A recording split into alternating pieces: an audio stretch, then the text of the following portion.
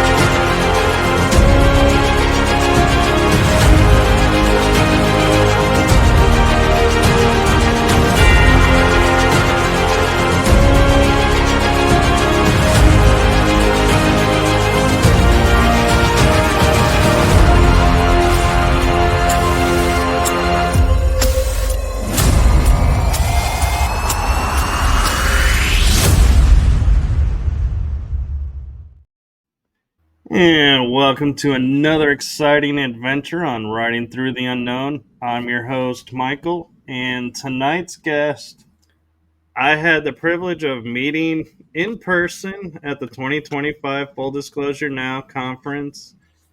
And I have seen her shows, and she has popped in on my show, so we support each other, which is really cool. And we had talked about having an episode before, and life just happened, so we are, and I am so blessed to finally be able to have this guest on here. It has been long awaiting, many months planning, so without further ado, I'm going to turn it over to the awesome, amazing, super informative, very well versed, wise one, Aurora Diamondheart. Wow, what an intro. Thank you for that. I'm so happy to be here with you. And yeah, I've been looking forward to this. I know it's been a couple months that we ahead of time that we even had to plan it. And I think I remember I even got the date wrong and I thought it was last month and I literally had like replanned my whole day for it and everything like that. And you were like, "Oh yeah, no, it's not until the 22nd of October." I was like, "Oh, okay, okay." Yeah, I love your by the way, your intro, super cool. Love that Thank you. intro. Yeah, it really I a good intro really hypes it up, you know what I'm saying? So, very sweet. Well done job on that one. Mhm. Yes, my cousin did amazing on that. He surprises me all the time with how he puts these together, and it's just wow. I'm like so glad and so grateful for his help. And you have an amazing show as well. And for the viewers who may not follow you, why don't you give a little bit of background to what you do and what your shows are? Okay, sure. Um Well, I started a nifty little YouTube channel that is just my name. It's Aurora Diamondheart. So if you want to come over and hang out with me sometime, I would love to have you there. Always looking to get some new followers and everything like that. And really, what started it all off for me was just that I was having these very strange, intense, and miraculous experiences. And it really started off with the birth of my daughter, or I should say, the pregnancy of my daughter. And over about a period of 4 years from there, like I just had all these very strange, synchronistic, it's like God kind of leads you step by step, to find yourself. And that was mainly what I was looking for. I was looking to find out who am I really, and I think that spirit has been guiding me and showing me that little by little. But the main thing that I love to talk about is, first of all, I love to talk about tarot. I love to do my tarot readings at the end of the shows, and I love fortune cookies. So I do think that there is magic in fortune cookies. And lastly, the most important part of my streams that I think that people can relate to is I like to share various stories of out there in the world, like movies, TV shows. It could be even, I suppose, like fairy tales, you could say. But I feel like the stories that we are attracted to, the things that get us most excited to think about and to watch and to be a part of, is what tells us about ourselves. So I basically am sharing my most beloved stories with people and trying to show them, like, this is how I found myself, you know? And so I'm always trying to remind people, like, the characters you're drawn to, the stories that you're drawn to, not everyone is drawn to the same stuff.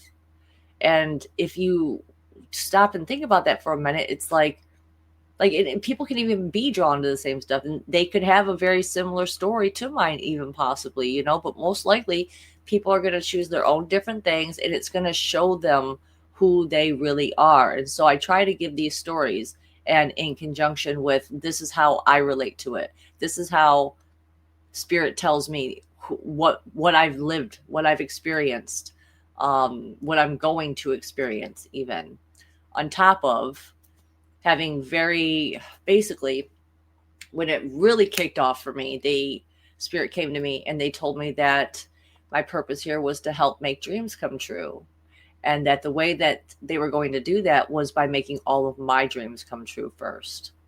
It was a very special moment for me. And from that point on, anytime I have a dream, for the most part, except for maybe a very small, less than one hand count, every dream that I have happens either the next day or usually within a couple days. And it's the elements of the dream that show up. So I literally do, my dreams literally do come true, you know? So I just really want people to be able to find themselves and be able to find their connection to God, and to be able to feel important and special, and like their life has meaning and purpose. Because I think that that is what the world has really, the dark forces in the world has really tried its hardest, is to stomp out true meaning and purpose. And I'm trying to revive that, I guess you could say. No, and that's a beautiful mission. And one thing that I find interesting that you do is, you're talking about God and all of this, but then you do the tarot, and it's like, I love that you combine those, because I know there are so many people out there who are like, oh, tarot is either it's a game, or oh, it's not of the light, it's dark. And you're over here showing, no, it's not. It's No, a it's great a tool. messaging tool, and it is Yeah, totally of the light. absolutely. It's all going to be about what you are. You know what I'm saying? Like, if you're someone who is trying to use that tool for a bad purpose, well, then, yeah, you know what I'm saying? It might come out bad. But for people who know what tarot really is, it is just a divination tool that spirit can use, because they can move faster than us. They're on a higher frequency than us. So as we're sitting there and we're shuffling up the cards and the energies of the cards, I've literally seen tarot magic happen before my eyes. I've literally had them, like, at one point I had cut the deck. And this was long ago when I was first starting to really get back into it again. And so I'd cut the deck, and there was this song I was listening to, and I was like really getting into the song and moving all around and stuff. And I looked at the bottom, I looked at the two cards that were on the bottom of the deck, and by the end of the song, one of the cards had changed on its own. I hadn't even brought the deck close to each other. It changed on its own. So I know that spirit is able to get those cards in a certain way to where they know you're going to pick out the card that is meant for you to be seeing. Okay. And not only did the card change, but the card that was on the bottom of this hand of the deck literally flipped over to the other deck and was behind the card that was originally on the bottom of that deck. That is And super cool. it was super. Not only was it super cool, but get this a little bit of a kicker here. The song I was listening to, when I went, and I never heard this song before, when I went and I watched the music video to the song, that is basically what was happening in the music video. Was the lead singer, had taken a deck of cards and he had laid 3 cards down and he did a swap. And one of the main cards that I had was the Ace of Cups, and it just so happens he had a chalice, which is exactly what's on the Ace of Cups, and he poured water into it and he threw it or whatever. So it was like the video for the song actually lined up with what I experienced in my life, with the deck. So yeah, you have to be willing to build that relationship.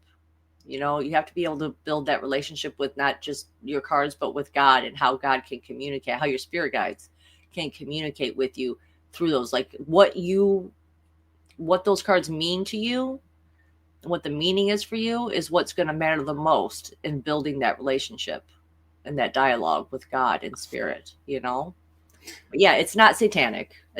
I've had people say that before, like it's all satanic, but those are people that I think are just getting a little bit paranoid at that point. They're just, everything is bad. Yeah, no. Yeah, everybody, has their own, and I find interesting is when I, was studying the tarot, I was literally like, when I first came across it, I was like, okay, so it's like a deck of cards. There's messages in a book. Okay, I get it. And then somebody goes, but what do you see in the card? And I was like, well, I see this image. I go, no, no.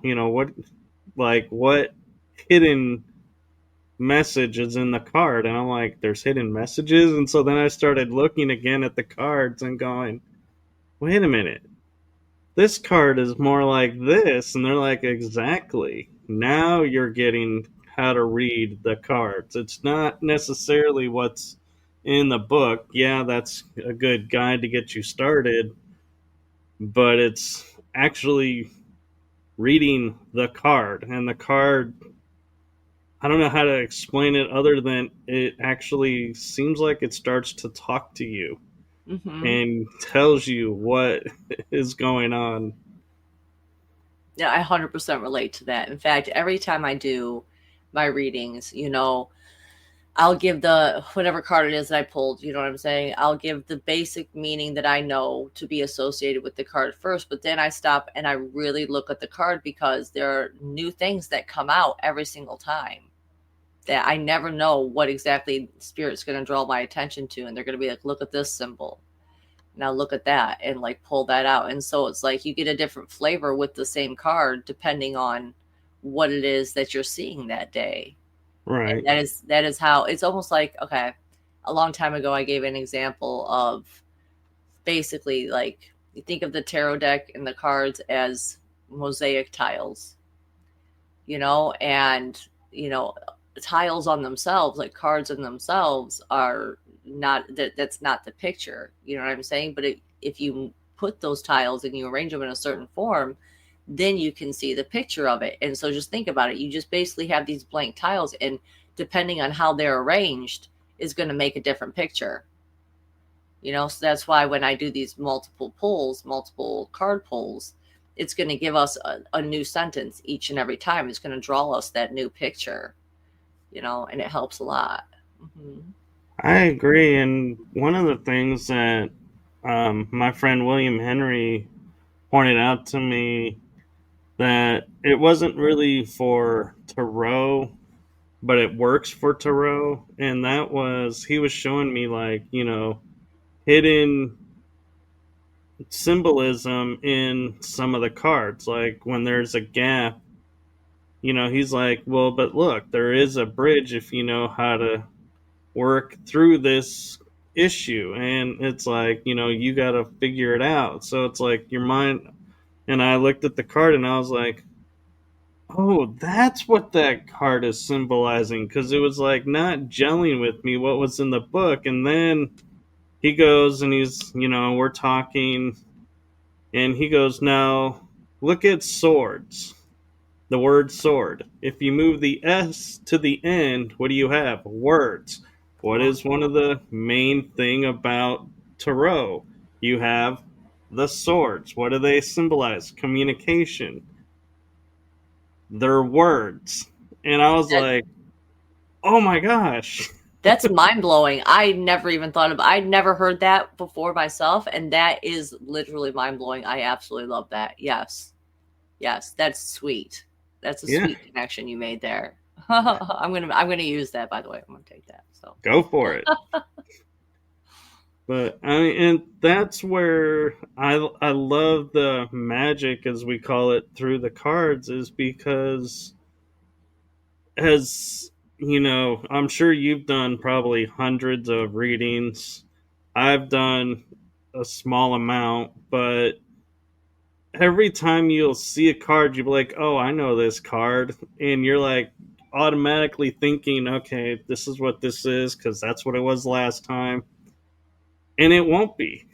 It'll yep, be completely different, and it's like, wait a minute, how is this possible? It's the same card, but different.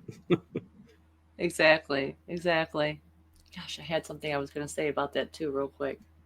Oh, and the other thing too, because really what it is especially with the major arcana, it's archetypes.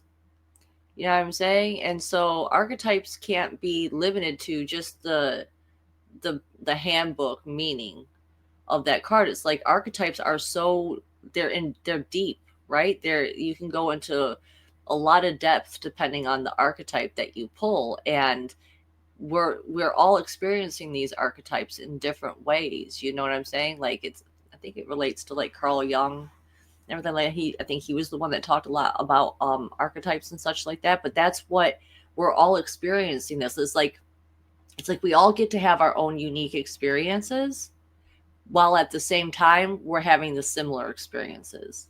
Like to help us climb up higher in frequency to get to for us to know ourselves deeper. And the thing I've been studying a lot lately has been how tarot relates to the tree of life and the tree of death and the Kabbalah. And let me Really? tell you that, I mean, really, it's going to take a lot of preparation, but I have been talking about it a little bit here and there.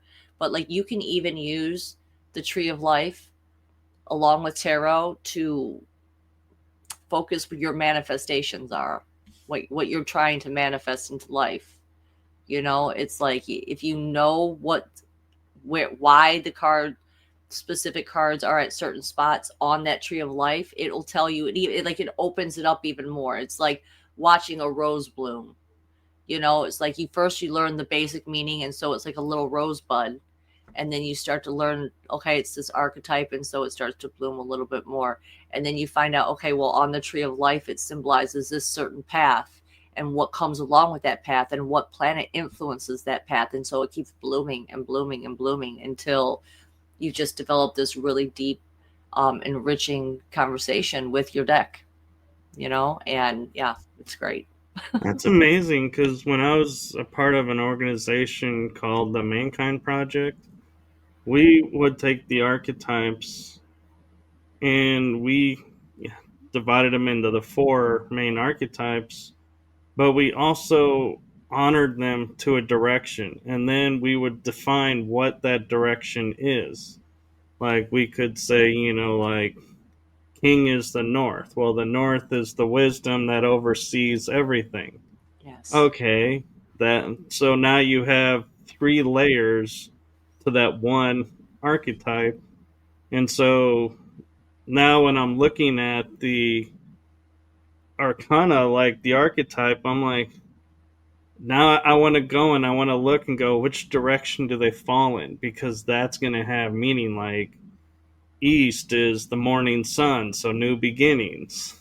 Yes. South is fire, so it's your warrior state. It's your going to stand in power mode. And west is the shadow, which everybody automatically goes, ooh, that's the dark. And they go, no, that's the magician. That's where change happens and Yes. transformation happens. And so it's like, now I want to go and look at the arcanas in that aspect and going, all right, which direction? Now I can read even more into these. Yes. In fact, the videos that I'd be watching about that literally goes into what you're talking about when it comes to the directions and stuff like that. So you're on it. You're onto something. Yes, I should send you some of the videos sometimes. I bet you would be interested in it. Yeah. Yeah. It's just going to tell Well, you so much, you know? yeah. And was tarot something, because you mentioned that you left it and came back to it? So was it something you kind of were born into and you just did, or did someone gift you a deck and you were like, what is this, and started your path that way? Well, I started actually when I was 13, and I was always really drawn and attracted to anything that had to do with ancient Egypt. You know, I remember Stargate was like one of my most favorite movies ever. I literally went to the theater, even walked to the dollar show when it was at the dollar show, just so that I could see this movie again and again and again. And I bought the book and I read the book version of it, and I was just like obsessed with it. And so part of this vendor that I would go to at this place called Gibraltar's Trade Center in Michigan, for anyone who knows anything about Michigan. Okay. It's this really, really big trade center. And I would go to these shops that would sell these ancient Egyptian type things. And the tarot deck was one of the things. So I ended up getting that. And so I would start by doing readings for my family. Like my mom would always be like, get out your tarot cards, let's do a reading for my friend, do this and that. And so I played with them for a while, but then I would say when I got into I quit for like my late teens, so my early teens, my preteens, right? I was using the tarot, but then I kind of fell off, and then I got a new deck, which is the deck I use now. It's called the Aquarian deck. I just fell in love with the style of the art of this deck, and so I was living in Florida at the time, and I got a new deck, and so I was practicing with it. But then I put it down for quite like basically I went through what I call a 10-year period of silence from my guides. It was like an initiation test that they used to do in ancient Egypt, which I kind of egged my guides into doing, because I was like, I'll be strong enough. Like, I'll never turn my back on God. I love God so much. You guys could not talk to me for 10 years. I'd never forget God. I'd never forget you guys. And then it happened. And I went down the darkest path that I could possibly go down, I think, for for the 10 years. And then when the 10 years was over and they started coming back, it was like there was this huge mess that basically I ended up having to clean up. But slowly but surely, I got myself back together, and through the Course in Miracles workbook, I was able to really like deprogram all of just the chaos and the trauma. Not that I've gotten rid of all of it, but a lot of it. That book helped me work through, and then eventually it led me back to tarot. And so yeah, here I am now. Like.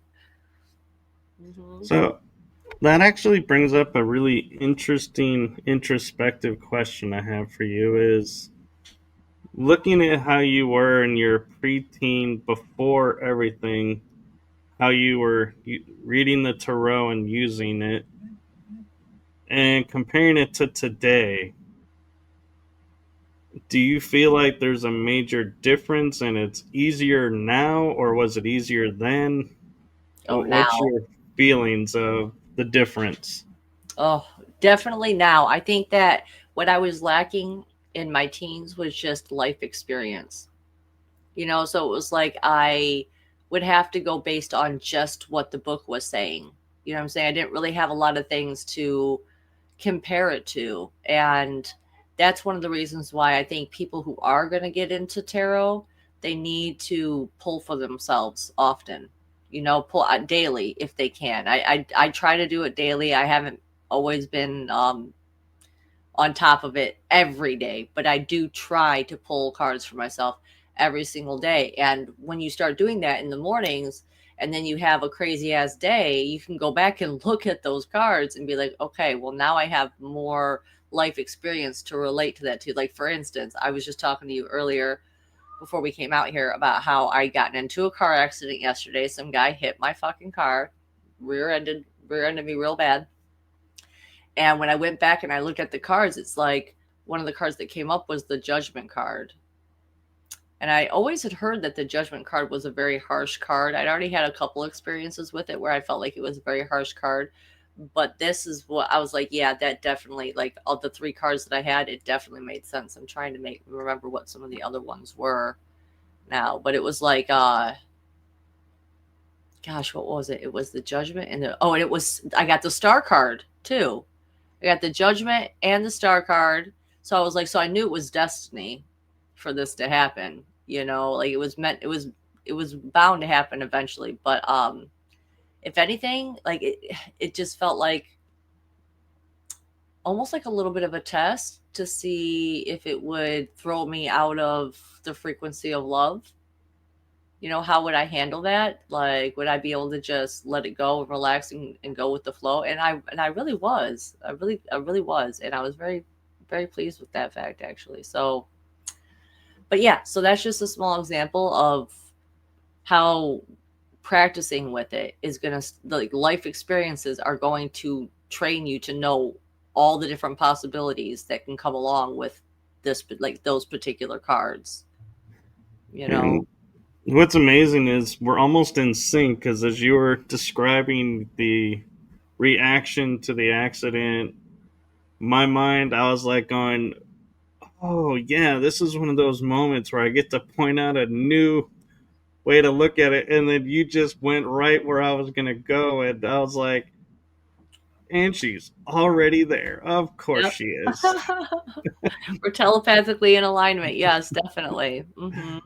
But, and it amazes me. And, I'll reword what I was going to suggest to you about it in a little bit different way so that people may understand more clearly what we're talking about is the way you reacted to the situation differently shows your growth, in my opinion. And that's the gift that we're given in these scenarios. Not that, we need to have the accidents, but it's the universe's way of going and saying, you say you've grown.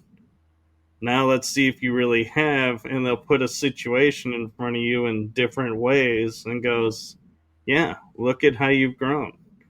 Before you would react like this, now you're Oh yeah. reacting like this. Before I would have came out swinging, and I have. Before people have hit me, I've gotten out of my car like I'm about to face you. Like this time I was just like, oh man, I could see, and I felt bad. The guy was like literally shaking, and he was just so Yeah. upset. He felt so bad, and I was just like, it's okay. Like we're both physically okay. It's just a car. My car is still drivable. So like if I could, in fact, this is something I'll tell you guys here. I'm a Door Dasher, as I'm sure a lot of you know. If you've watched me before, or listened to me talk before, or even seen my Facebook post, and I was in the middle of a DoorDash when this guy hit me, and I was 1.4 miles away from my delivery, and I told the guy, I said, "Listen," I said, "stay here. Let me go drop this off real quick." And I left and I went and I dropped it off and I came back and then I put my dash on pause because I was like, that was a ballsy move on my part. But you know what? I could tell. I could tell the guy was trustworthy. He had that look to him, and he wasn't gonna go anywhere. And he was there when I got back. We drove to the police station together. It was a whole thing. Well, and what's interesting too is we were talking a little bit about it. What we were talking about is something that I've been observing is as we're in this new alignment and new energies, we're not only finding ourselves reacting differently, but we're seeing things that are in the scenario differently. Like you were saying, you saw, you remembered him saying, I only looked down, at my phone for a second.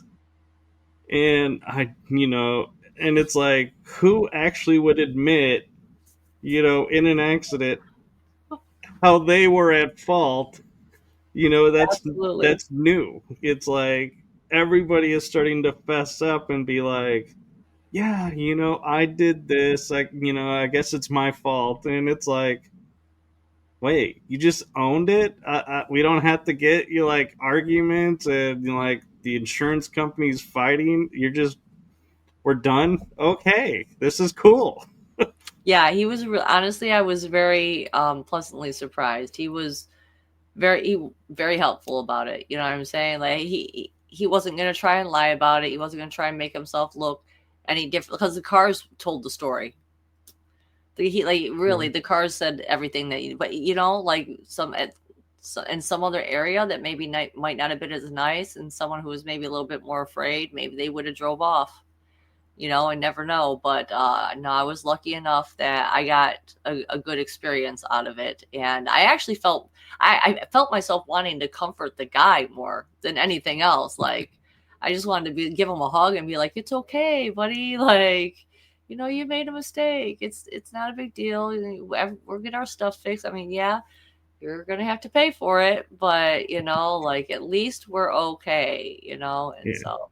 And I overheard his conversation he was having with someone, and he was like, "Oh, I guess he had been just trying to decide if he was going to go somewhere for the weekend." And he said to the person, he said, "I guess this is a sign." I was Yeah, you never know. That like, "I guess accident it could was, have bud."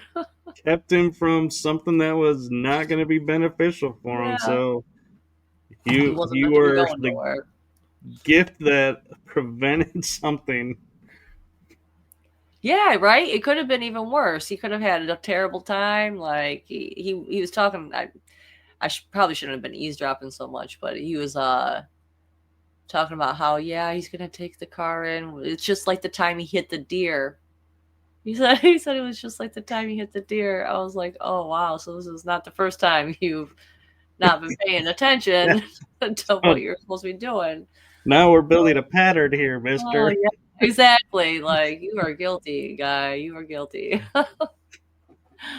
Oh my god. No, but to be honest, though, you know, anyone who's around you would totally, I can see how you get that comforting aura about you because when I was around you, I was like, as much as I was rushing around getting everything done, it's like every time our paths crossed, it's like my entire world went like up here to relaxed. Whew.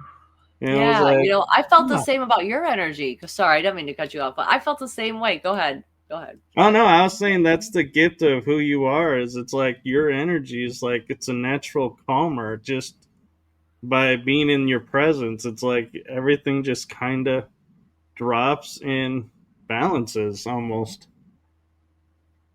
Well, I appreciate you saying that. I do try to I do try to bring that to people. I do, because I guess because I know what it's like to be so anxious all the time and have people not really be considerate of that. So I just want people to feel comfortable. I want them to feel safe enough to be themselves and to open up and to make real connections, because that's really what life is about. It's about the connections that we make with people and the impressions that we leave on them. Yeah, and is it okay if I mention something that I asked you before we went live that I said Oh was yeah, go that right ahead. private thing? Yeah, no, go right ahead. So that's where that kind of stems from was experiencing that and seeing you on screen, feeling that energy. I always interpreted that to mermaid. And so I thought I have now that I'm finally talking to you face to face, I'm like, now that I'm talking to a mermaid, I want to totally ask about it. And you were like, no, I'm not a mermaid. And I was like, are you sure? You know what's so crazy? This just popped into my head. What you might be sensing, is that, okay, first of all, my favorite planet is Neptune, which is like a watery type of planet, but Right. also um my higher self looks like a fish being. I've seen a brief vision of her at one point in time, and I could tell she was very much like a mermaid. And even some of the other characters that I've related to this past year, it was like a mix between a fairy, a lion, and a fish being. So Yeah, I definitely think because I'm almost positive. I mean, obviously we all have other what's the word, other versions of ourselves that live in other either dimensions or other planets and things of that nature. And so I've always felt like I definitely, there's a water planet that I'm a part of. In fact, what she really looked like, because you know a lot of my characters that I relate to is from the ocean. For instance, Calypso from Pirates of the Caribbean. You know, Yeah. that's my goddess energy is Calypso. So that would make sense a lot that you would that would come across as mermaid feeling, you know, because she's kind of a shapeshifter and she can turn into all sorts of things that has to do with the ocean. And the vision that I got though of my highest self was she had blue skin. She had these little. She had a small frame. She had these little holes right here, like that were like ridges, and she had fish eyes. It kind of looked like, you know, Hellboy, the movie Yeah. Hellboy, Hellboy 2. You know, Abe, right? Abe's the fish guy, right? She had Right. eyes that looked like that. And then she had blue tentacles, like for hair. It was these blue tentacles that were coming down and around. And so I felt like that is why I feel like that was why when I first dyed my hair blue, it felt like, wow, this is the closest I've ever gotten to the real me. And I think that that's because that is what my highest self looks like, is this aquatic fish, beautiful fish woman, I guess you could say. Yeah. And Selena's commenting, very cool. I get mermaid Oh, vibes too from you. I love you guys. I'm so happy to see my friends here. Hi, guys. Yeah. And so when you go from place to place, doing events, because I know you go to events and everything, and I know you're just sitting in the audience. I haven't noticed you having a booth or anything, and so I just am curious.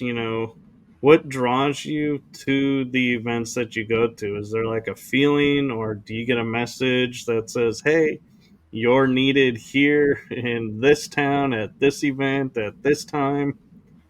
um, I would say the main thing that draws me to these is, for one, my community being there and who's going to be there. You know, I show up for my friends for the most part, but also because I know that,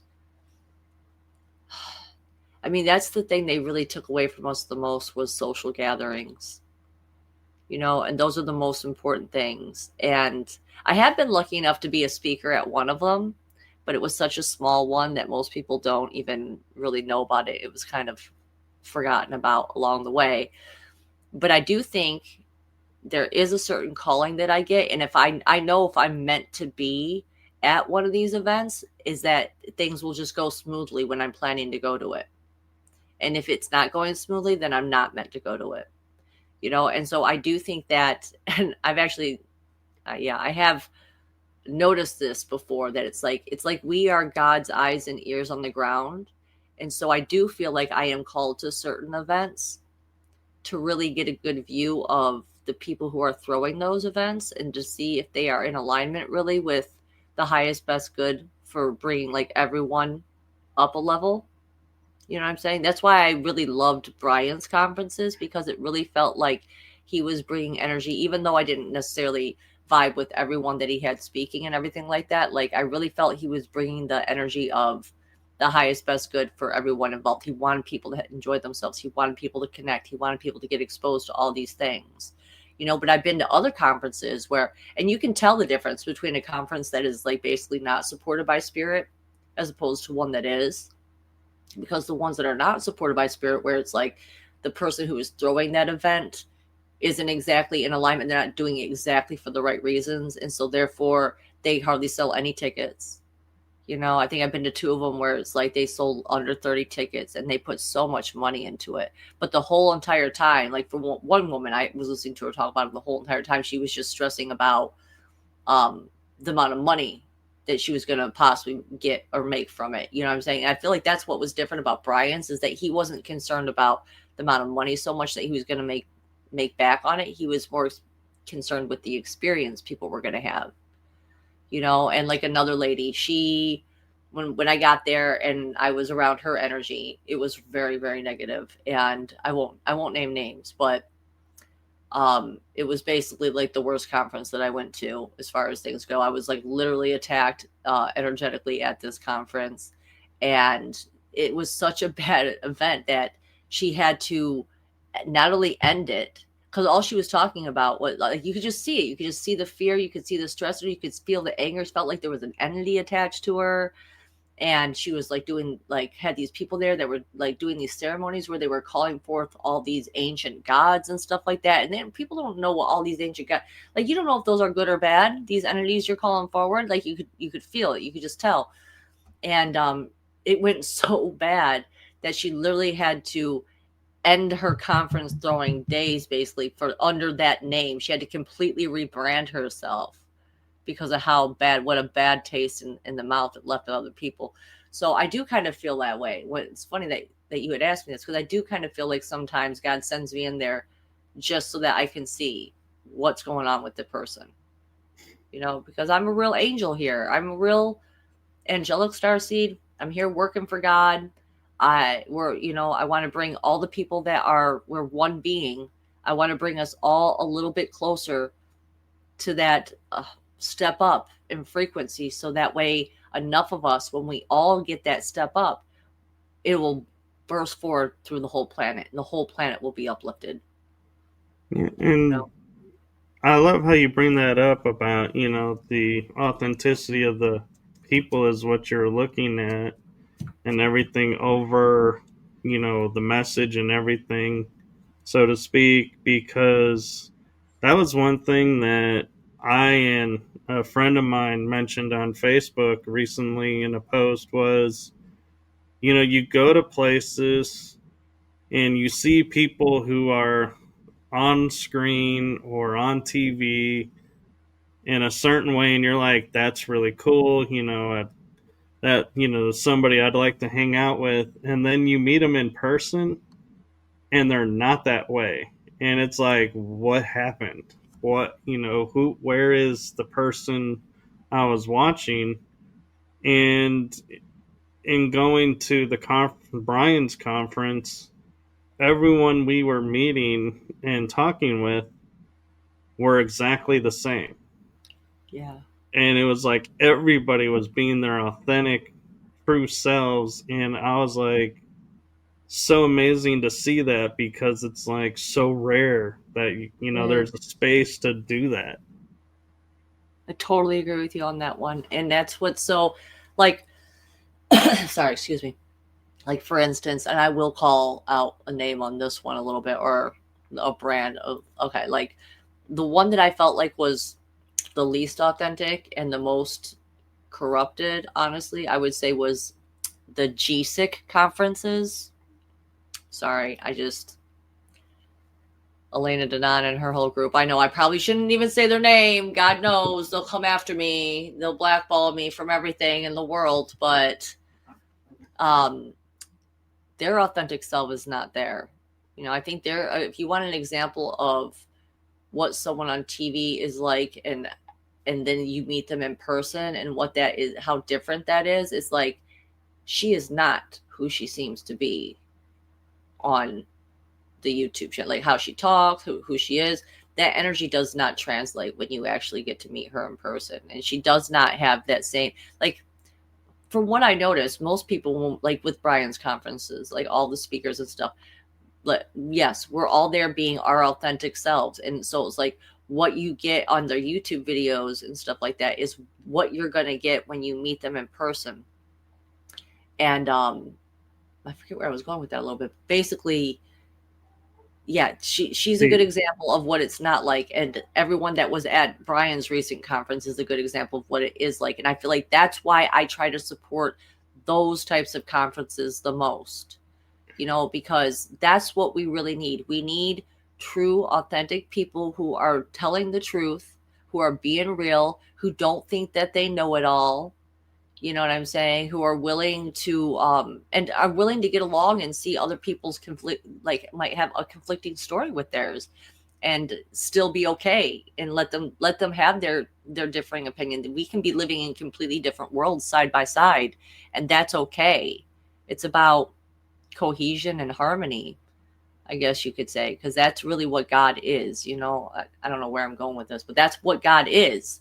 So of course we're going to want, like, that's what we need to bring back, is that community. And it's okay that some people don't get along even in it, but as long as we have respect and we're being our real self, I feel like that should be honorable. We should be able to honor each other with that. And that's what made it the best conference for me this year, like, Yeah. and the year before that. It was literally two of the best conferences that I've been to out of the many that I have been to. Because I usually go to about 2 a year. So, but unfortunately, it feels like no one's really throwing any more out here. I don't see anyone advertising, other than the Full Disclosure Now one for next year already.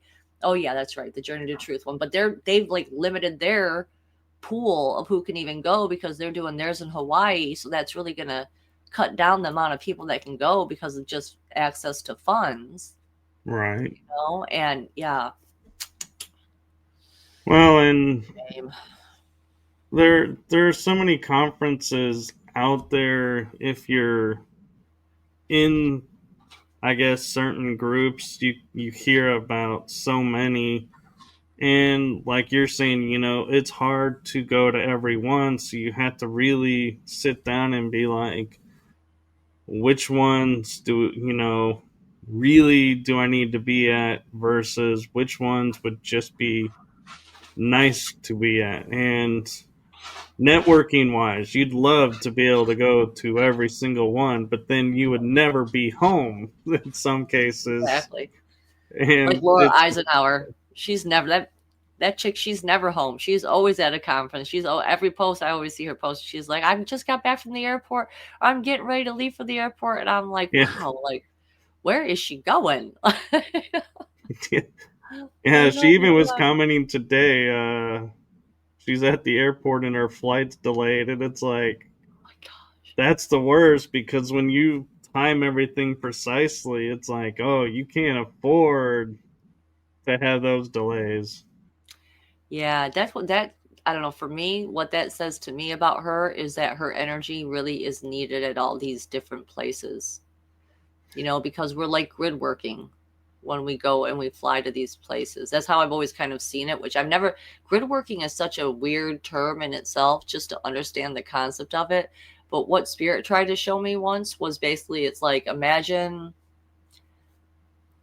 your soul star chakra is like an acupuncture pin into the ground. You know what I'm saying? So everywhere you travel, on the earth, you are grid working your energy onto the land, so to speak. And so that's why I think Laura is needed at all these different places, because she does really truly bring in the mother frequencies, the divine mother frequencies. And I vibe a lot with her work. She talks a lot about Lisa Renee's work with the Ascension Glossary. And I've had a lot of my own very crazy synchronistic events that have happened in regards to Lisa Renee's work. So I know that whatever Lisa Renee has tapped into with the Ascension Glossary, it is real.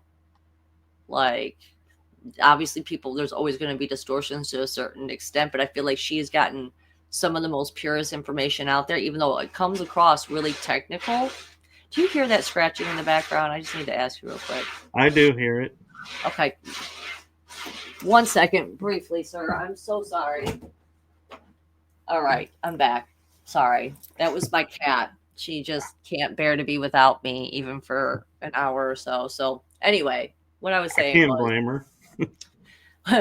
oh, appreciate that. But so what I was saying was, with Lisa Renee's information, like, a lot of it comes across very technical and hard to understand, but I actually personally love that type of information, because it means that you really have to take the time to digest the words and what the concept is of what she's really talking about. And having experience, like, for instance, I'll give you a really good example. Okay, when I was pregnant with my daughter and I was about to have my soul braid walk-in experience, My soul braid walk-in came to me, and they basically told me that Anubis had my heart. They were very specific, and they said Anubis has your heart, and they said look behind your bed. And when I looked behind my bed, it was dark, and I got scared for a second because I saw some things, these two eyes behind my bed, and I was like, oh my God. And I got scared. They said, get your flashlight and look behind your bed. And so I got my flashlight and I looked, and then I noticed that the two eyes, the glowing yellow eyes, was actually from a stuffed animal that was an Anubis shaped stuffed animal. And behind Anubis was a heart, like a squishy heart. And it had Mickey and Minnie Mouse on it. And Mickey was handing Minnie Mouse a flower. And so and that's when Spirit told me, they said, your heart has died. Anubis has your heart because it's been killed, basically, from the amount of traumas that I went through. And flash forward 4 years later, I don't even know how I ended up finding it. I literally don't even remember how I ended up coming across this information, but in the Ascension Glossary itself, it talks about the Anubian black heart, and she has a whole section on it, and how the Anubian black heart is created when the diamond heart of a starseed is crushed to death by traumas and emotional pains of the world. And so, I mean, you can't make that kind of synchronicity up, for No. them to tell me that, and the Nubian black heart, and then to find out that was that another woman had written an entire Ascension glossary, and that was one of the chapters that she had was on exactly how it happens and everything like that. And I looked and it was like, yeah, that's exactly what happened to me. And there's been other instances where Spirit has guided me, just randomly. They're like, you should look up what this term means. And so I'll look it up. And it happens to be in the Ascension glossary. And it's describing exactly what I went through again, So I forget how we started that and got to this point, but basically, um, yeah, don't get put off by the technical or the hard to read and comprehend types of spiritual texts and information out there, and go with what resonates with you most. Like, some people resonate more with the law of one, you know what I'm saying? Which I also really enjoy the law of one. It's very similar to Lisa Renee's Ascension Glossary. It's you got to realize this is not like it's not like the 30 to 90-second TikTok videos. These are things, if you really want the gifts of spirit, that you have to show your devotion and that you really want to unlock. It's like you have to work for that key to unlock what that true meaning is. And the more you do that, the more you enrich your own spirit, the more you enrich your own life. The more you're going to know yourself more, the more you're going to realize, wow, we are all connected, and we're all connected to God. And that's our purpose. Our purpose is to get into the highest frequency states of love that we can get, because that's our birthright, and that's what we were naturally born to be doing. That's what we were born to feel. And the fact that they've created a world in which we are just bombarded with experiences that take us down and take us down and take us down and then try to keep us down, that's really the tragedy of Yeah, what the human race is experiencing, right? it is. And one thing that's like in the back of my mind, and I don't know why it's in the back of my mind, but I want to ask because you talk about the Anubian black heart and how it's the star seed that's been crushed to the point of no return. But there, in my experience and my knowledge, there is no point of no return. Yes. And so it's like I envision like Oof. the Nubian black heart turns like almost like phoenix egg where it just reaches a certain point and then hatches and a new heart is formed out of it. Yes, you got it. Right on. Yes, that's exactly what I was going to say. That's exactly what happened to me. Is like, yes, but here's the thing. What about the star seeds out there that don't even know that this is the thing, and that we are born with these diamond hearts, that are getting crushed by these by addictions and emotional turmoils and just bad experiences after bad experiences, like abuse and all of this stuff. Like, what about those people who don't even know? Well, then they're not really going to have that opportunity unless they're willing to um, lose their ego, so to speak, a little bit. But no, for people who are meant to clear that up, like, that was the reason that they came and told me about this. And when I did my first meditation, and hold on one second, I'm so sorry, but I can hear my son talking now that I let the cat in the room. My son was being extra loud. So let me just shut that. If you know me and you've watched any of my streams, you know that Spirit won't let me sit in front of the camera the entire episode. I have to get up at least once. This is it's like my curse. And I swear to God, if she goes back over to that door and starts scratching, I'm going to go crazy. But that was how, because once they told me that my heart had been crushed, that Anubis had my heart, I did a meditation for the first time in many years. And when I looked down at my heart, first of all, I saw my guides around me, and they scared me. Okay, I was like very fearful at this point in my life, and it looked like they were taking flashlights and putting this flashlight underneath their chins, and so that's why they looked scary. And so they said stop. They're like, calm down, and they were like, look again. And so when I looked again, it looked like this big obsidian rock, like this black goo that had just encased my heart, but there was a crack. There was a single crack in it, and through that crack was shining this light blue light. And so basically, it came down to my soul braid walk-in, which I think is just a version of me from the future or some other reality. Okay, came to help me. Sorry, my cat again. I'm just like, this is ridiculous. Anyway, when they came to help me, they basically said, if we're going to become one, like, I can help you heal this heart. I can help you fix this heart. But you have to agree. You have to consent to it. So take your time and think about it. And if there's any questions you have to ask, then please feel free to ask. And so I did take a couple days to really think about it and what this entity basically was asking me to agree to. And I eventually did say yes, okay, because the questions that I had, they answered really well, and I trusted, and I had prayed sincerely with all my heart for someone to come and help me, that I couldn't do it alone, that I needed to heal for my daughter's sake, because my daughter was going to go out there and she was going to become an example of who I am.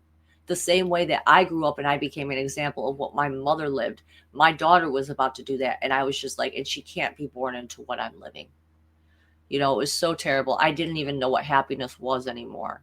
I had a dream at one point where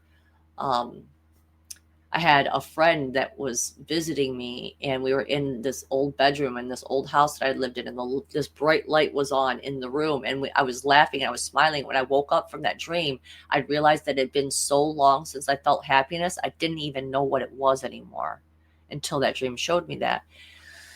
And so I agreed with my soul braid walk-in to go ahead and become one being.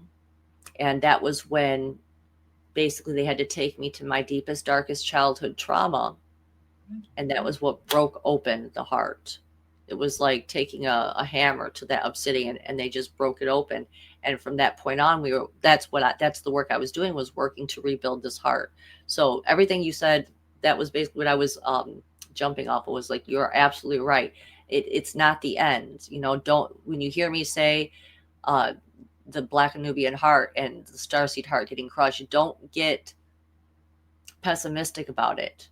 I'm living proof that it can be rebuilt and it can be brought back online, and you can go on to help you fulfill your mission. Who knows? This probably was my destiny the whole time, was to do this, so that way I could be an example of that for other people to be able to follow. Because how many people out there are truly living a life where they don't feel real deep meaning in it?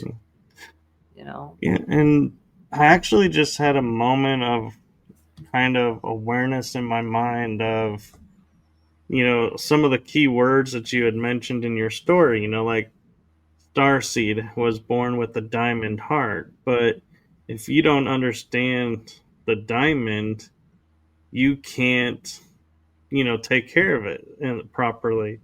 So you're on Earth. This is the proving ground. Well, how are diamonds formed on Earth? They're crushed, put under immense pressure, if I can talk, Yeah. and they come out shining brighter with more clarity and more value. And so, if you take that and put it into your story, it's like, yeah, having the diamond heart, not understanding what it means, what it stands for, then experiencing its formation and transformation, it's like to an even bigger and better version. It's Exactly. like, wow, that is an amazing gift. Absolutely. And you nailed it, because that's exactly whenever I can even see that image in my head of the obsidian encasing that my heart, so to speak. It's like, well, it makes sense that we have these diamond hearts, and that the pressure of existence here and the reincarnation cycle and stuff like that, of course, that is what is making these diamond hearts more brilliant and unbreakable, you know? And I will say one of the things that I think is sets people apart from each other. Not that I'm saying there's differences like, better than or, that, but when someone is aware of their star seed background and abilities versus those that aren't, when you put them under the pressure, it's like everybody that I've seen that has stories similar to yours. I have my own stories of what I overcame growing up, but we have survived things that it's like we actually will say, like I've even said at times, going, I don't think a normal human could survive everything that I've been through. And Yeah. I'm standing today because I have that star seed Yes. side and I'm a hybrid, so to speak. And I so agree. Hmm. it's like, and so when we're looking at other people and they're like, when they go, oh, I can't imagine that, I'm like, that's because you haven't awakened yet. Yeah. You don't understand who you are yet. And that's, to me, the main difference is the awareness of and acceptance of versus awareness of and denying or just not even aware of. And that's, I think, the gift that I'm trying to bring and that you bring with your show is to sit there and say, look, we may not always share what we've gone through, but believe me, we've gone through what you could call hell and beyond. And here we are today. You 100%. can do it too.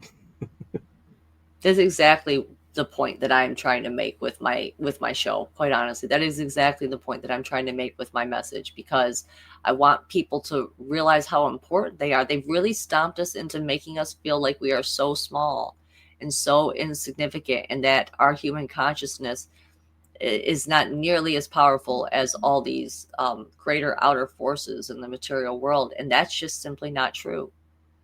If you take if you take one of my favorite movies, for instance, The Fifth Element, Oh, yeah. and the ending of that Fifth Element movie, which relates a lot to my story. The big black ball of darkness that was coming towards them, that was unstoppable, that was literally getting bigger every time they threw missiles at it, and hatred and whatever else, whatever violence they were throwing at it, was getting bigger and bigger and bigger. But what was it that destroyed that big black ball? It was true love. It was that fifth element. Okay, like they had the four elements that Yeah. lined up, and the thing that really needed to bring it all together to destroy and save the planet was her awakening to true unconditional love, God's love, source's love. So it just shows you, it's like, it's so powerful. We can, and that's the thing. You have to start off kind of small when it comes to these types of things. When you start to really slowly start to believe in yourself again, and believe, and just contemplate it. That's really all it takes. Just, what if what they're saying is right? What if I am more powerful than what I've been told, or what I think I am? What if I do have a more important role to play, that, know what, like most people would call that egotistical or something like that. It's like, well, put that aside for a second. What if it's true though? What if I'm saying that you are just as much as important as the main character in The Fifth Element, okay, as everyone else is. We all have our own most important role to play. But if you don't allow yourself to open up to the belief that that is true, then how will you ever receive that gift? Because that is how they keep us in the chains of our own self-limiting beliefs.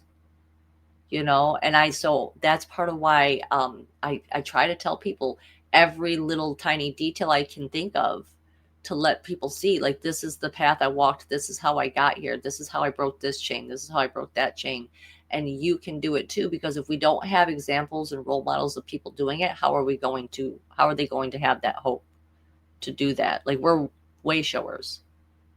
Very you know true. And as much as, Stargate is a way shower movie because it opened up, not only travel through different universes, but also, the idea that, who we thought we were worshiping may not be who we're worshiping. So it's like made us question, who are the gods, so to speak. yes. And then, like you're saying, Fifth Element. And there's one that I think a lot of people don't see for what it is. And that would be Star Trek, one of the original series movies, the fourth one, Hmm. where they have to travel back in time to get humpback whales because a species has come to communicate with them over a long distance and is shutting down everything Wow. because they cannot get the answer they're looking for. And the answer is the humpback whales. Yeah. So they go and they bring a pair back from the 80s to their current time, and the whales are swimming and they start to talk, and all of a suddenly the weather calms down, the planet restores itself back to harmony, and you see the this ball that was spinning in space through light go back into this large cylinder and it just disappears. Yeah. And it's like, to me, the truth of that element of that movie was, as superior as we are, we're not the only superior beings here. We need all of them. We A can't hundred. erase one being because we think we're superior to them, and because this could be our future. We could have a benevolent species come to talk to their relatives here, and if we've extinguished them, that's not good. They're not going to be happy. And so, yeah, we need to look at, is, that could that reality be real? And what would we do if we did destroy an entire species? Yes, I'm definitely vibing with that. And in fact, it's the reminded spirits like reminded me of another movie, but there's something else. It's basically saying, like, like I was saying earlier, like, everyone has a role. Everything has a role to play. That's just as important. Like, you can't downplay it, just because they've convinced us that everything is just coincidence.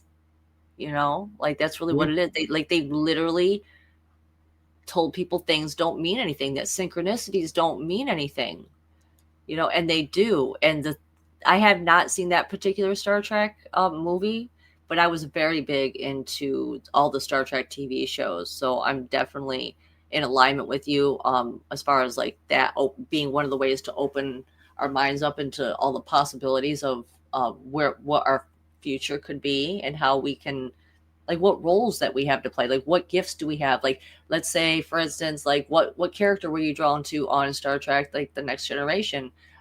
Perhaps you were drawn to like Deanna Troy and her character, you know, perhaps you were drawn more to Commander Worf and what he was doing security wise. So for me I would say like someone relating to Troy is probably has gifts of telepathy and empathic ability.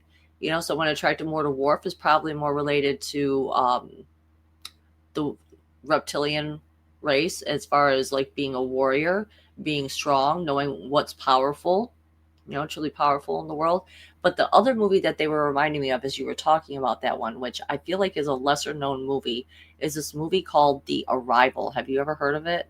I have. Charlie Yes. Sheen was in it, I believe. Oh wait. Hold on. Or wait, There might no, be two Jeremy movies. Renner. Yes, yeah. You have the right one with the squid beings Yes, that come, and it's like they don't know how to. They have the trouble that they have communicating with us is that time doesn't work in the same way. It's not linear for them. It's more like a circle. And so this is how they come back and they like I remember when they were communicating with the woman and they kept showing her images of things that she had did she's like this doesn't make any sense to me, you know, and they were like, "Oh, we're sorry. We're actually pulling from your future and we're giving you messages about your future." My cat just came running in here cuz my toilet went off for a second. It was pretty funny. But anyway, um but yeah, so it just shows you like you never I forget exactly where I was going with that part, but I feel like that is another aspect of like they came to ask for our help, right? You know what I'm saying? It's like right. every person's role, every person had like who knows what if that like which person relates to that role the most where they feel like they could be the translator for that alien species. You know, someone who's like okay, like for me being attracted to Stargate and all that type of stuff, right? So that's another thing that someone could use as an example of if you're really super drawn to that movie and you're drawn to that particular character, perhaps you have a role to play when it comes to you're here to translate for those entities that perhaps time doesn't work exactly the same way. And so here we are trying to help them because it's a like what's the word for it? Like a mutual you're getting a mutual benefit by Right. doing that, you know, they're getting something out of it and then we're getting something out of it at the same time, Symbiotic. like helping each other. Yeah, you know. So yeah, that's just where I was going with that.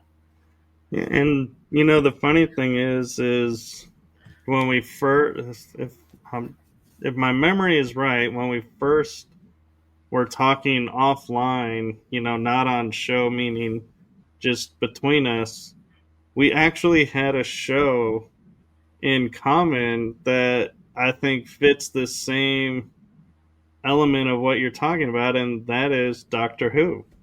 Uh, Absolutely. And what I found interesting, and I'm curious your thoughts of, is in watching all of the Doctor Who's, and I think it actually can translate even to the original seven before they really brought it out to the forefront in such a major way with all the effects and everything, is you were seeing different aspects and different personas of the Doctor, who is this being that's like 900 plus years old, seeing time, from the beginning to the end.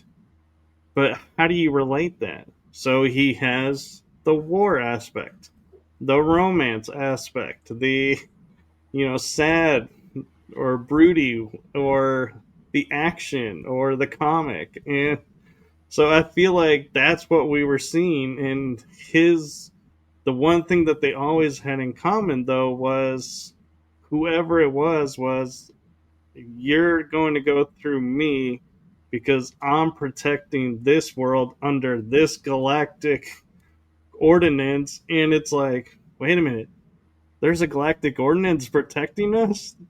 It's so cool to know, and it's like all this information is just flooding out. And yeah, the TARDIS, being a phone box that's this huge ship that's multi-level and multi-dimensional, and it's Exactly. like, yeah, it's like it really, to me, brought to reality everything that we experience and can feel and see, but in a way that everybody could understand it. And Exactly.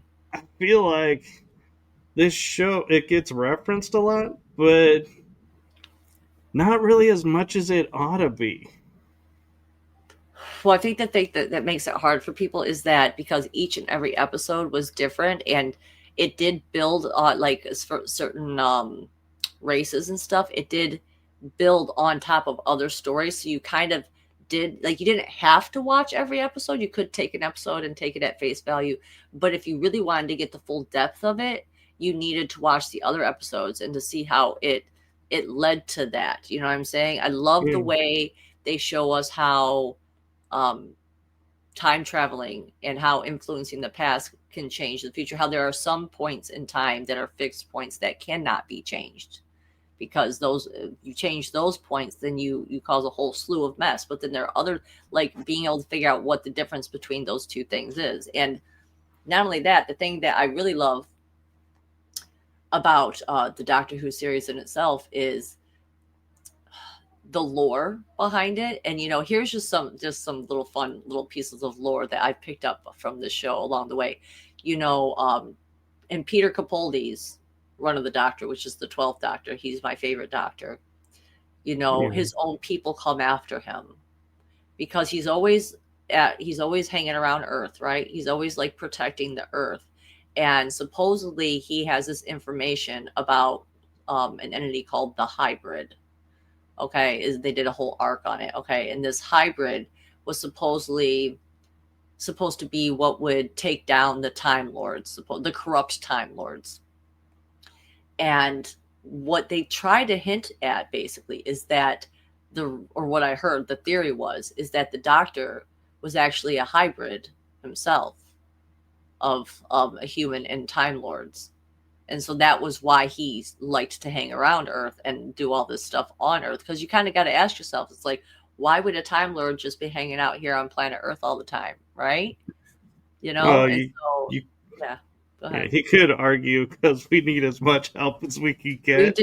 We do. I do think that this is possibly, I do. I think that this planet, I forget who it was that said this type of information, but it's like, this is like the biggest living library, so to speak, in the universe. Like, the Earth itself is a living library and a Yeah. record keeper, record holder. And Or a school. I've heard it referred to as school. yes, I've heard something along the lines of, like, not to be like, oh, the Earth is just the greatest thing ever, but what if it truly is like a pivotal planet as far as keeping the whole ship running? Like, something about that felt so right when I heard it, the way that this person put it this one time. And I'm doing a terrible job at translating it here for you guys today. But I think that that's part of what happens, is that people get distracted with all the possibilities of, like, we're Andromedan, or we're from Arcturus, or we're Lyrid, or this, and they forget that, but we're here on Earth now. And so what is it that we're not meant to be constantly seeking out there to, like, go, like, oh, I want to just get off of this planet and stop reincarnating here so I can go back to these other places. Like, no, we were sent here from those other places. Yeah. We were sent here from those other places to bring to the Earth, to the people, to humanity, the information, the frequency of those other locations.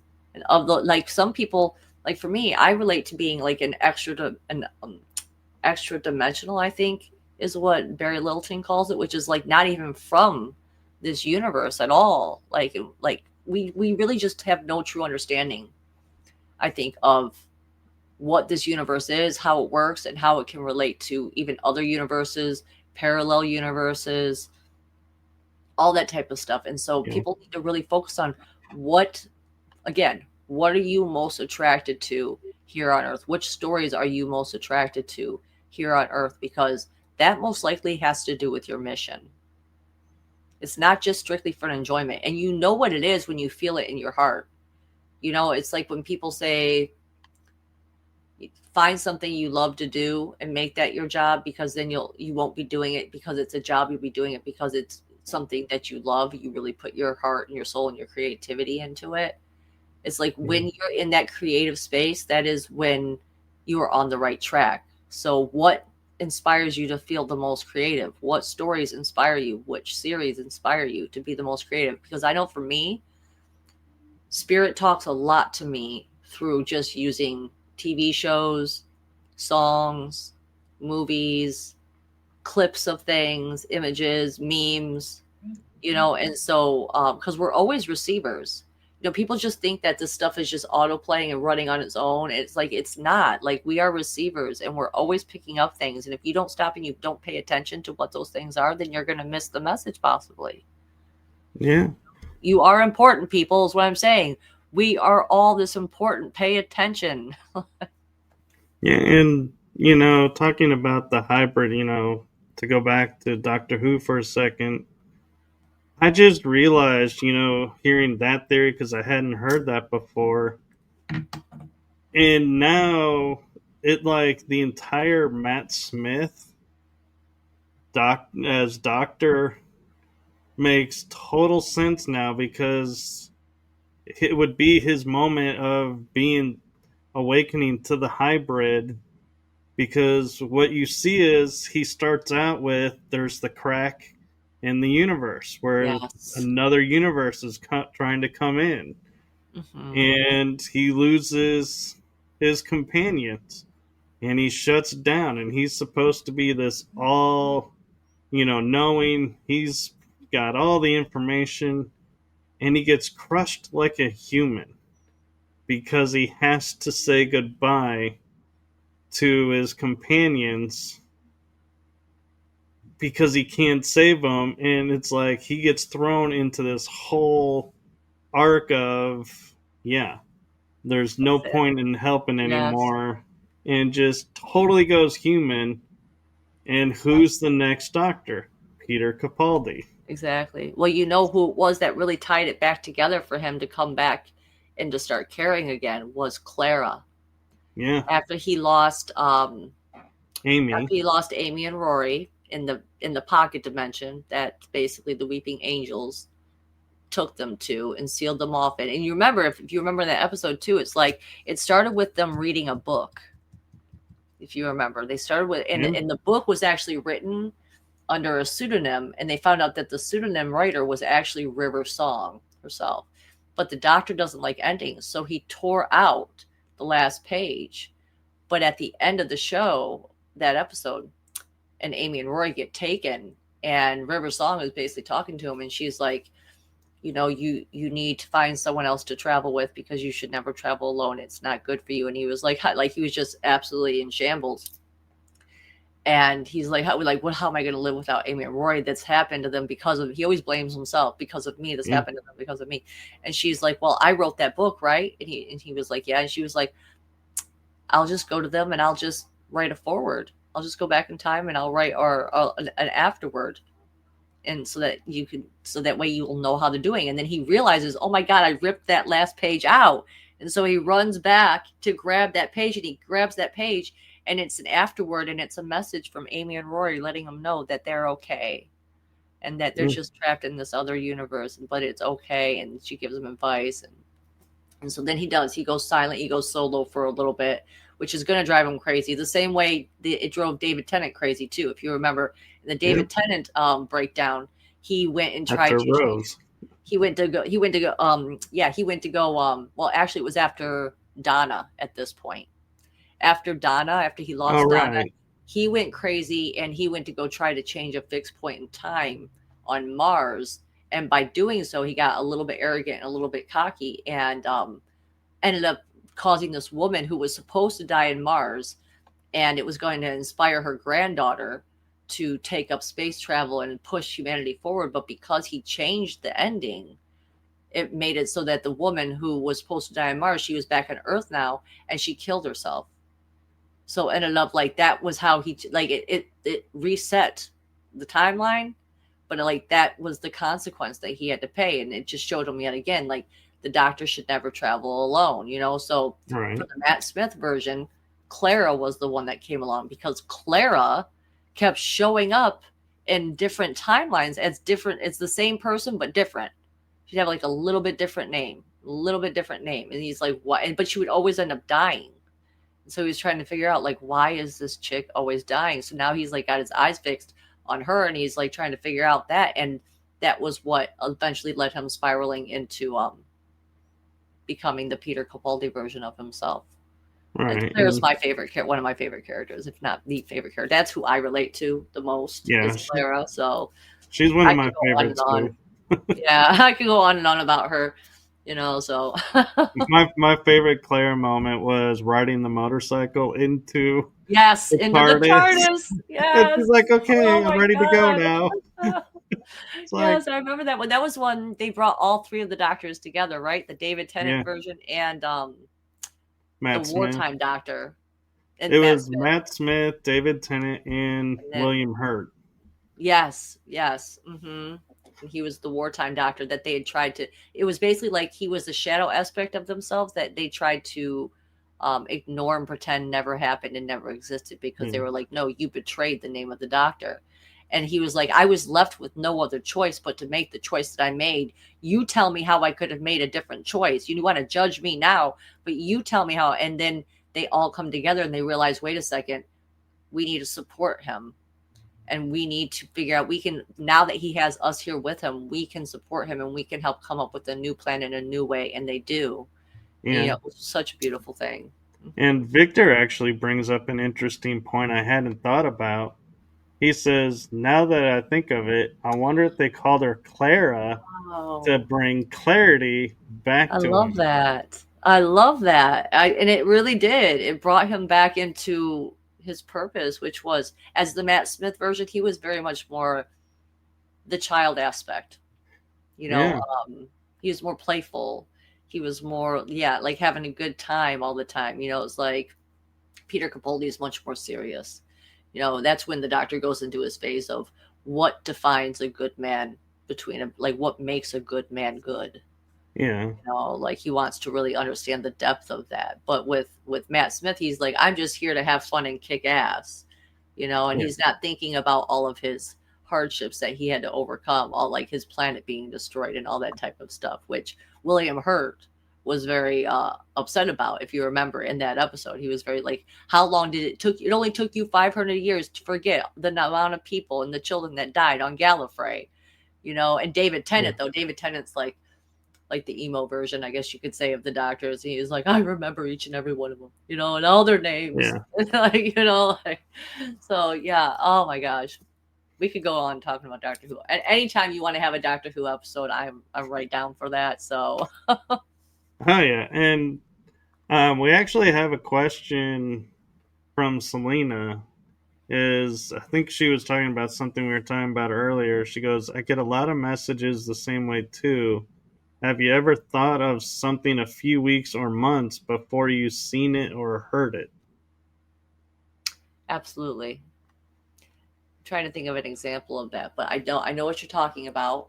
I mean, for me, I mean, the biggest thing for me, I would have to say, is when I was pregnant with my daughter. Okay, I literally had like a package of dreams that came to me. These like, they weren't really dreams, I know that now. They were showing me the future. They were showing me memories. And so I'd had these dreams, and then they basically started happening 4 years after that. And they, the types of dreams were these very, they were like long drawn out days worths of events that was happening, and like there were things that like didn't make sense to me at the time. And like the first major one that unlocked for me was I'd had this dream when I was pregnant with my daughter that I was at this building, this office building that was on the beach, and I was hanging out with friends, and it was nighttime, and there was these we were on this dock, like a boat dock, and there was these red light. It was nighttime, and there was these red lights that were going down the dock, and me and these friends of mine that I had, we were like deciding to go and explore these cruise ships that were at the edge of this dock, and we were jumping through it, and we were like, wow, this is like really cool. And then it moved on into I was like working in this office building, and I was mainly just looking at these like lists of paper, and I didn't really feel like I was doing very much, and I was like, how am I even working here? And we'll skip over some of the rest of it here, but to get to the point of it, when I woke up at the time, I thought, what an unusual dream, because at the time I had no friends. So I was just kind of like, what, where would I even be doing it? Like, this is just such a strange dream. Well, as it turns out, at my main, I guess, event that you could say that really activated me, it started off with I was hanging out with some friends that turned out to be like my soul family. And we were hanging out at night, and we were on a hotel. We were at a hotel that was on a beach. Okay. And this is where the conference was going to be. But it, like I said, it was nighttime, and we were hanging outside the hotel on this dock, and the dock had all these red lights that were leading back. And at the end of the dock, guess what? It was COVID. So all the cruise ships were parked at the end of the dock. And so now I know, like, that's what it was showing me. We were like exploring them astrally, so to speak. And then it just so happened I was a volunteer there, and so what was my job as being the volunteer? I had to check people in, so I had to look at the names. I was looking at these lists of names. So yeah, definitely you can, like, those are prophecies. In fact, the biggest ways that women of old used to get into those meditative states, to have those visions and have those prophecies, was like during sewing, or during, what is it, the wheel you have to do when you're doing wool, you're making the thread, right? Oh, yeah, You the know what I'm talking about? Which I think spinning wheel, that's a spinning wheel, yes. And so women would do that, and that's if you had the ability of psychic powers and stuff like that, that was how you would get these visions. And that's why the men would pay attention to what the women were saying in these tribal cultures when they were doing these certain things, because they knew that women had the ability to, like, it was basically the first form of meditation, one of the first forms of meditation for women to be able to have these. So it doesn't surprise me. Selena, of all people, you definitely have a gift. Yeah, you definitely have a gift. yeah, So, yes, and like the fates. yep, and the thread of destiny. That, Yes. yeah, that's always interesting. And I will say, because I know we're running a little bit over time, but one of the shows that is not metaphysical in the least, or disclosure in the least, was Hercules with Kevin Sorbo. Okay. But there Yes. was a Oh, I scene love that show. where they Xena went to and cut the Hercules. thread, from the fates, and when they went to cut it, the scissors shattered. And they were like, "You're not Wow. allowed to cut this thread." And they were like, "This is a divine thread." Yeah. And I was like, when you're talking about that, I was like, it got me thinking about, yeah, with the fates, there are Exactly. threads that cannot be cut. And could Yeah. those be like our example of the fixed time and I was space? just That's exactly what I was about to say. I was like, it's almost like those are like the fixed points in time that have to happen, that those threads can't be cut. Yes. Yes. And so one way I'm thinking of tweaking that too could be is it's a sign that when the people that are coming to help put, into full motion the awakening, the whatever you want to call it, grand rising, or the arrivals of the hybrids, those are not going to be able to be cut or extinguished, because their mission is so strong that we built such a foundation for them that nothing's going to stop what's coming. And that's why we're hearing the phrase, the storm is coming. Nothing can stop the storm. Yes, It's like prophecy coming true and saying, this is what we've been working for. This is what it's all been about. Now's the time. And absolutely. so it's interesting how we're getting all these references that have been around for decades, but we never really look at them. And now we're seeing them and going, wait a minute, we've Exactly. been being prepared for this as much as we've been lied to and manipulated. So it's true that, they sneak in the truth, and if you can find it and weave it, then you are, the way showers, because we can show everybody else what we've seen, and it's like, yeah, We're planting those seeds, and we're making those seeds that have already been planted, we're watering them and we're making them stronger. You know what I'm saying? Because it is our collective human consciousness, it's our collective consciousness that's been hijacked. We're creator beings, and so yes, I think even the Q movement itself was monumental in planting so many seeds for us to bring to fruition that nothing can stop what's coming. Now, do I think it's going to go down exactly the way people think it is?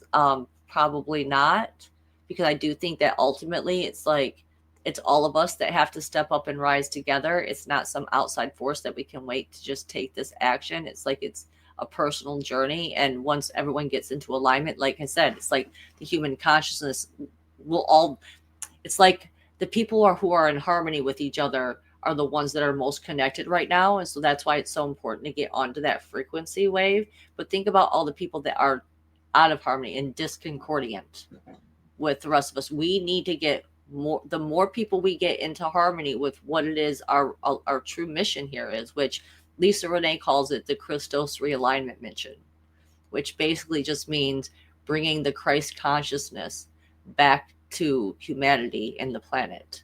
Because right. once that is reignited in people into the entire collective conscious human consciousness, once that's reignited, it will behave and act in accordance with the nature of that.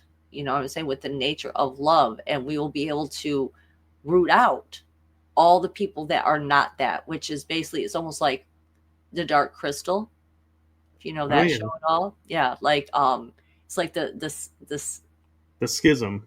this what do they call this the Oh, the Skeksis? Skeksis.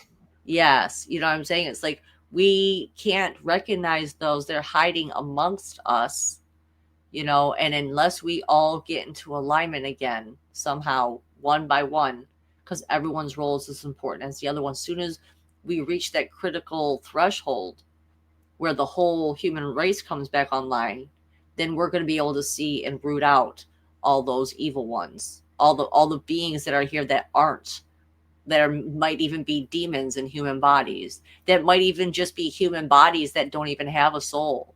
You know what I'm saying? There are Hmm. things that are out there that are like that, and so we need to figure out what we need to know what those feel like, and that's why, yeah, that's why it's just Yeah. so important for people to really work on themselves and And work on remembering who they are and what they are, which is love.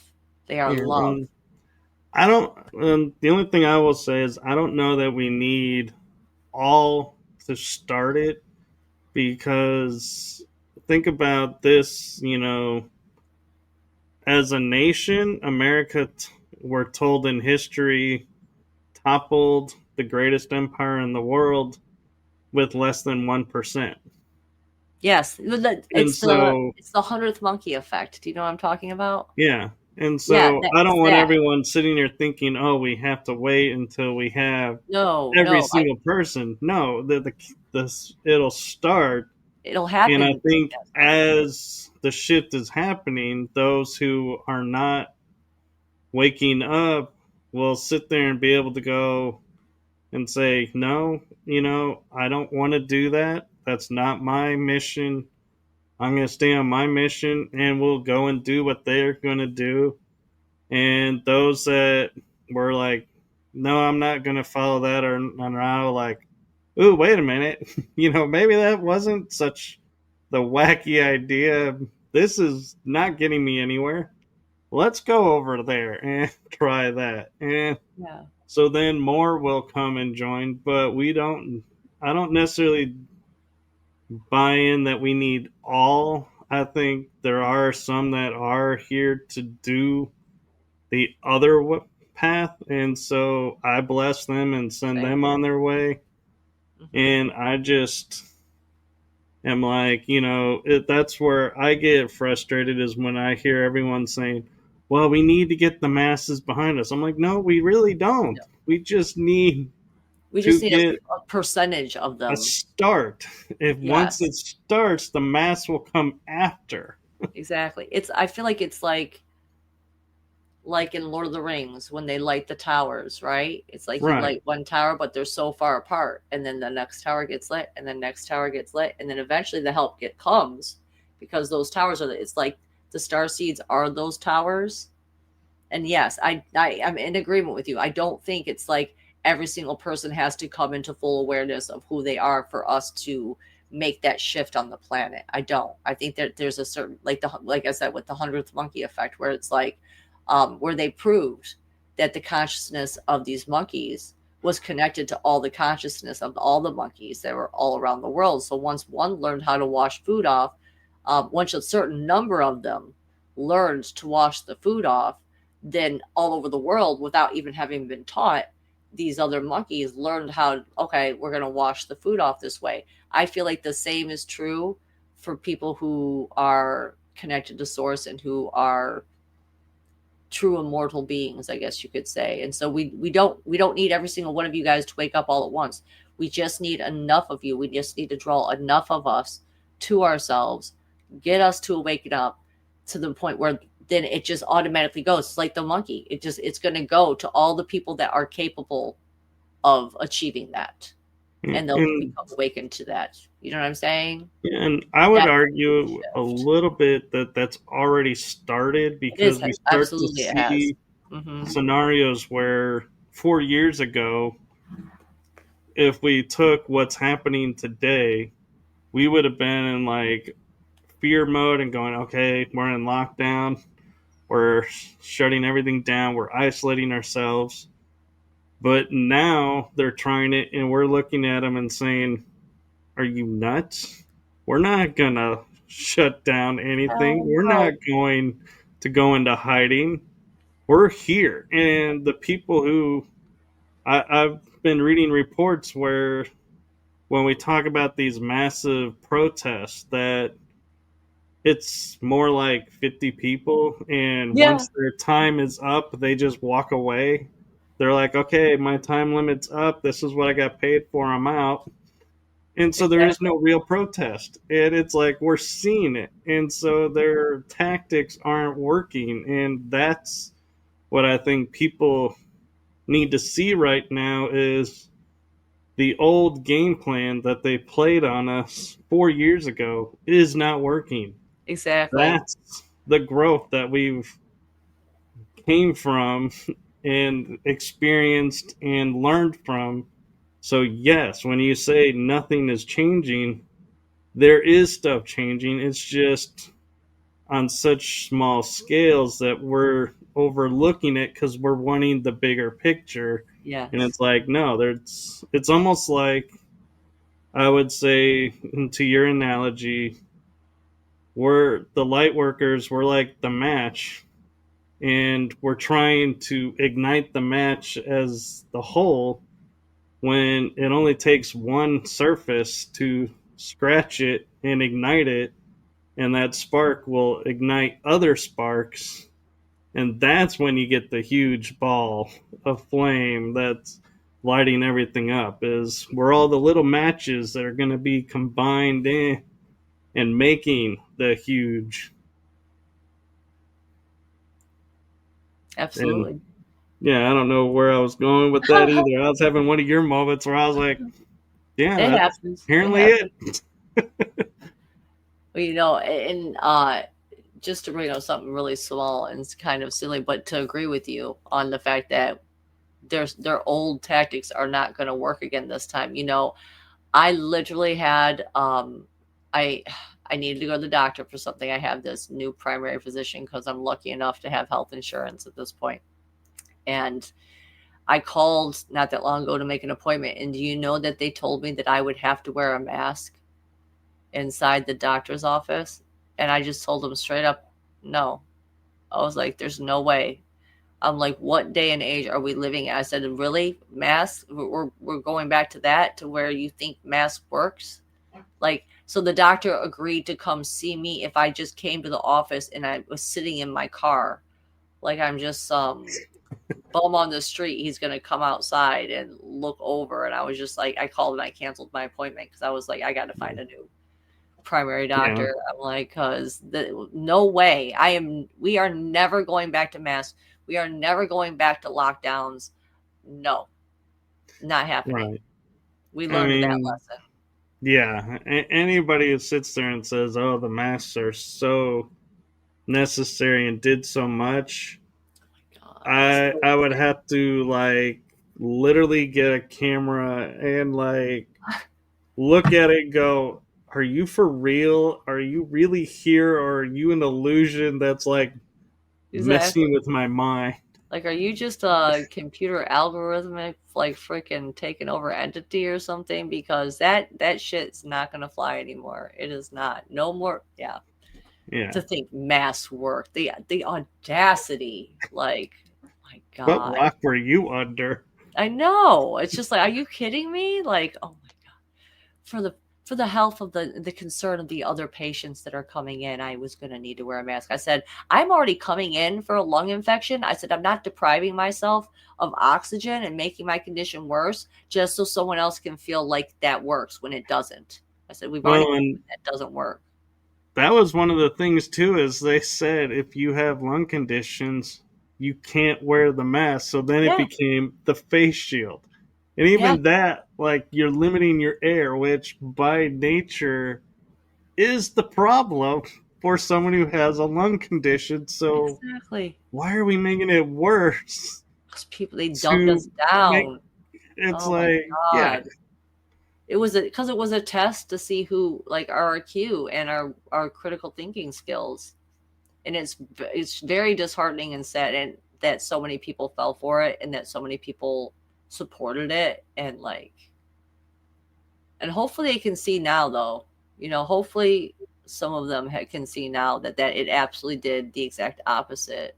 Like people who knew their jobs, like knew OSHA standards and stuff and regulations, and then they were literally changing the OSHA standards and about the amount of oxygen that you get from the mask. Like, oh yeah, sorry, we won't go down yeah, that timeline anymore. But yes, I yeah, agree with you on these things. Yes, yes. And wow, I can't believe we're almost at an hour and 50 minutes. Wow, time I flew can't. by.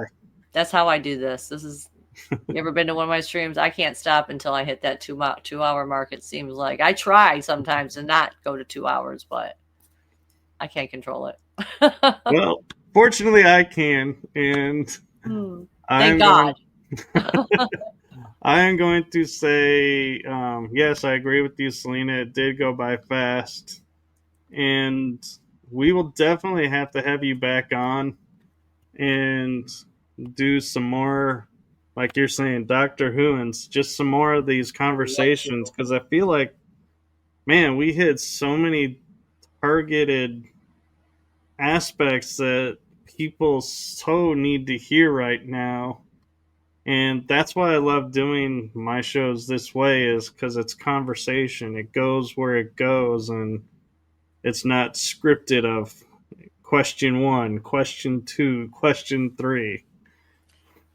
It's a good style. I know. That's exactly why I wanted to be on here after I saw a couple of your shows. I was like, I like the conversation style you have that goes, you're a good talker. You're good at getting to flow out naturally. So yeah, anytime you want to have me on, I'm there. I know it takes like 3 months in advance though. Let me know.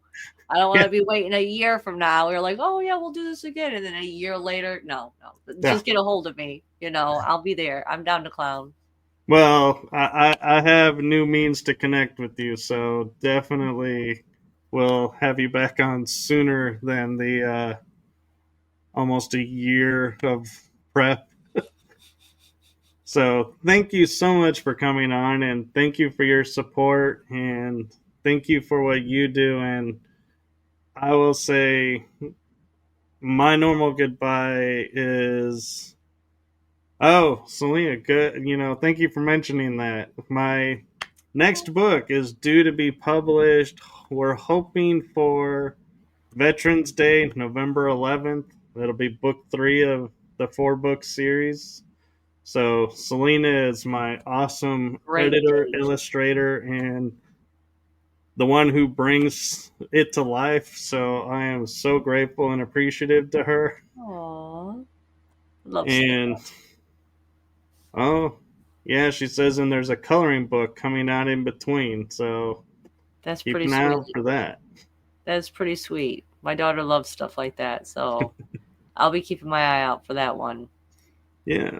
So I am going to give you the special send off that I have been guided to be doing, and that is simply and powerfully saying, my heart and my show's heart to you. Thank you for what you're doing for humanity. It is seen, it is felt, it is known. Thank you. I can feel that. It's a beautiful way to end it. I appreciate the same back to you, Michael. Thank you. Yes, and for everybody who's going to be watching this in the replay, make sure you like, subscribe, and follow along because you never know when Aurora might be making her return appearance. So keep in touch, and we will call it a night. And thank you all for watching. Thank you, Aurora, for sharing your gifts with us. And we're going to say goodnight, everyone. Good night, everyone. Thanks for having me.